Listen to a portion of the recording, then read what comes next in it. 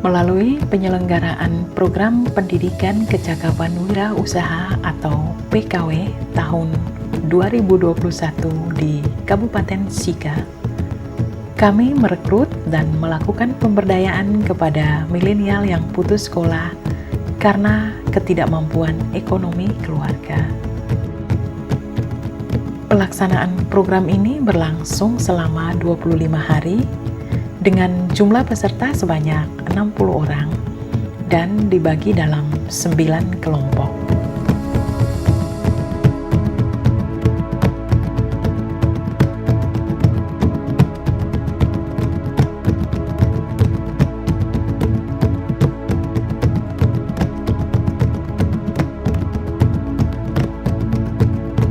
Untuk menghasilkan sebuah tenunan yang baik dan berkualitas, tentu harus melalui tahapan yang baik dan benar.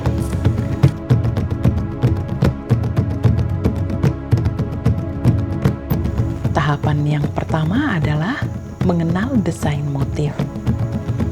Tujuannya agar dapat mengenali keseluruhan karakteristik serta maksud di balik aneka motif yang ada. Dibuat untuk praktek membuat selendang seperti ini ya. Yang kita inginkan itu adalah adik-adik bisa menghitung jumlah liwar atau siwang di setiap gambar, sehingga pada saat proses mengikat kita sudah tahu berapa banyak jumlah benang atau mekat atau liwar yang harus di goan di atas pelapan pemidang. Yang kita tekankan di dalam pelatihan ini, minimal adik-adik semua bisa membaca gambar dan mulai mengikat di atas benang yang sudah di goan di atas papan pemidang. Pada saat pencelupan dan proses pembuatan warna itu membutuhkan waktu yang cukup lama untuk beberapa warna dalam satu motif.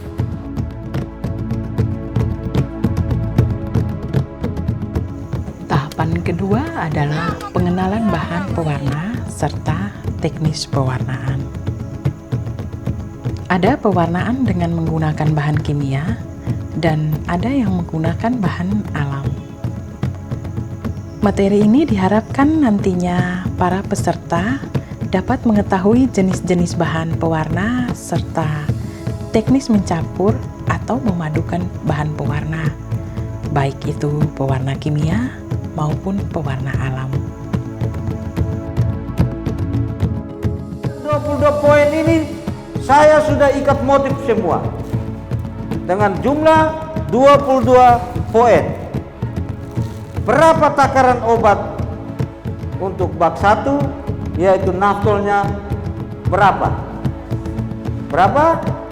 11 karena ya 22 poin saya ikat, maka saya bagi 2 dulu.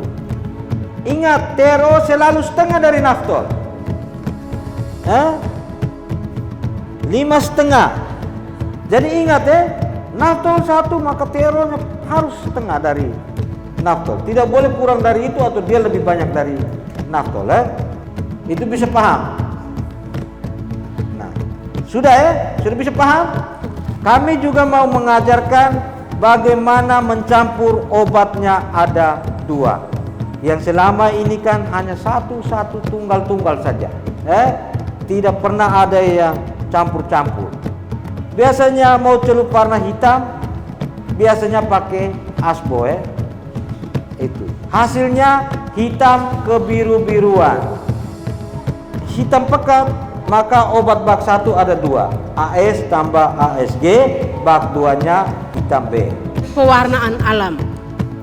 Jadi adik-adik mereka, kakak mereka sudah lihat di depan ini sudah ada beberapa contoh bahan-bahan pewarna alam. Jadi pertama, apa itu pewarna alam? Jadi pewarna alam itu pewarna yang menggunakan bahan pewarna alam yang ada di sekitar kita berupa akar, batang, daun, tumbuh-tumbuhan.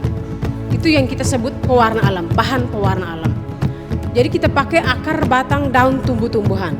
bahan pewarna. Jadi untuk warna biru itu kita menggunakan daun nila. Daun nila kita campur dengan kapur sirih. Kapur sirih itu fungsinya itu untuk membangkitkan warna. Jadi yang ini daun Fuji, itu untuk warna hijau.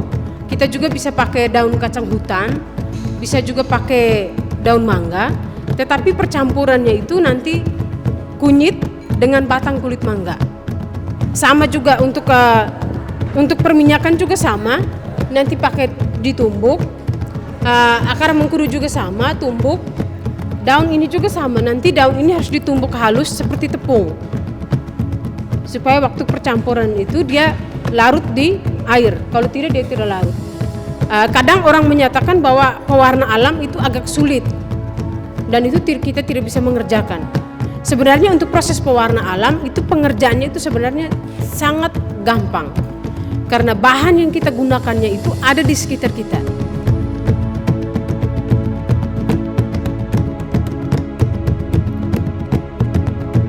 Tahapan ketiga adalah mengenal alat tenun serta cara menenun. Peralatan menenun itu sendiri terdiri dari 1. Kleo atau seler. Alat ini berfungsi untuk menggulung benang. 2. Aip lapan. Alat ini berfungsi untuk merentangkan benang agar mudah diikat motifnya. 3. Ekur. Alat untuk membantu mengatur jalur benang. 4. Bolen, berfungsi sebagai pemisah benang tenunan. 5. Air atau punyai. Alat ini berfungsi untuk menahan pinggang ketika menenun. 6. Aigemer atau lorung. Alat ini berfungsi untuk menjepit benang lungsing dan penahan hentakan dalam menenun. 7. Tali pine. Tali yang digunakan untuk mengikat pine dan aigemer.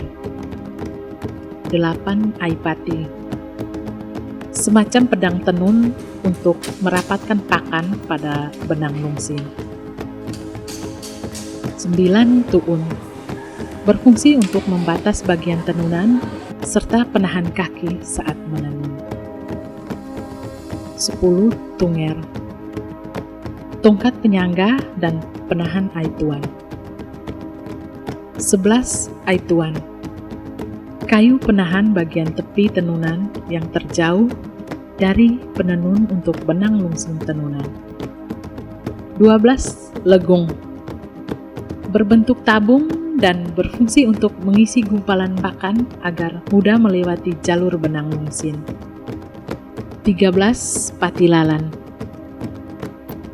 Penyangga pedang tenun ketika mengganti benang pakan. 14. Hegin. Duri dari hewan landak yang digunakan untuk merapikan benang saat tenun. 15. Poman. Air yang digunakan untuk membasahi benang pakan saat tenun. 16. Lodon. Kumparan benang pakan yang dililitkan pada bilahan bambu. Ada tenunan, dia dijepit posisinya seperti ini. Jadi dia nih dapat berbunyi, pertanda ada kegiatan menenun di situ. Jadi kalau misalnya menenun di rumah, kalau bunyi tuan, aituan orang biasa bilang kalau bunyi aituan berarti oh itu ada kegiatan di rumah itu ada penenunnya. Bunyi tidak? Bunyi ketika hentak. Jadi saat kita menarik ini, dia akan bunyi kan? Legung juga. Jadi ini legung. Benangnya mengikuti, ya. Jadi fungsi legung ini hanya sebagai pelindung dan pelancar untuk dia menuju ke arah kiri. Ini sedikit lebih besar daripada ekur, ya. Jadi ini fungsinya dia biasanya berada di atas, ya, dan digabungkan dengan hawen, ya, yang tidak rapi pada tenunan. Kita bisa bantu dengan cara merapikan pakai hegin. Tadi heti ya, istilah itan. Oh ya, heti leoti benang yang kaki akuei, kita tarik kembali. Kalau sudah tidak nyangkut, jalannya sudah mulus, berarti fungsi hagingnya stop sampai di situ. Haging ini duri dari babi landak untuk merapikan benang saat tenun. Misalnya di kaki, lalu seperti ini ya. Nah, ini namanya apa? Ya, jadi dia sampai banyak-banyak, lalu diisi di sini ya. Fungsinya dia merapatkan antara aigemer dan pine. Ini istilahnya seler ya, adik-adik ya. Seler, reong ya, sama Cleo ya. Nah, Cleo. Jadi ini fungsinya untuk kita goan benang ya. Nah, jadi gulung benang. Nah, gulung benang di sini biasanya kita lilitkan di batu, atau ada yang juga pakai apa namanya, kemiri, atau ada yang pakai apa, batu, Nah.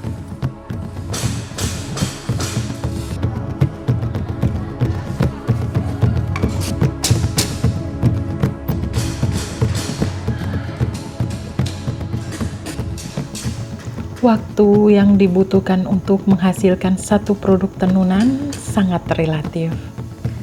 Tergantung kepada bahan pewarna apa yang digunakan. Jika menggunakan bahan pewarna kimia, waktu yang dibutuhkan kurang lebih 7 minggu.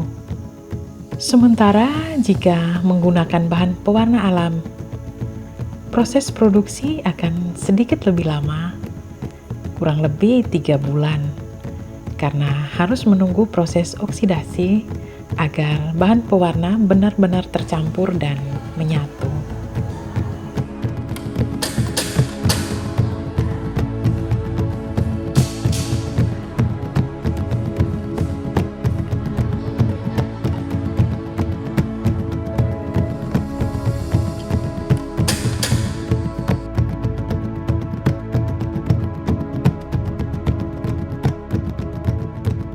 Demikianlah keseluruhan proses dari awal hingga akhir untuk menghasilkan sebuah produk tenunan yang baik dan berkualitas.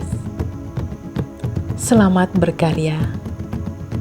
Jadilah pewaris nilai luhur para pendahulu agar lebih bermanfaat dan bernilai guna bagi kita dan generasi selanjutnya.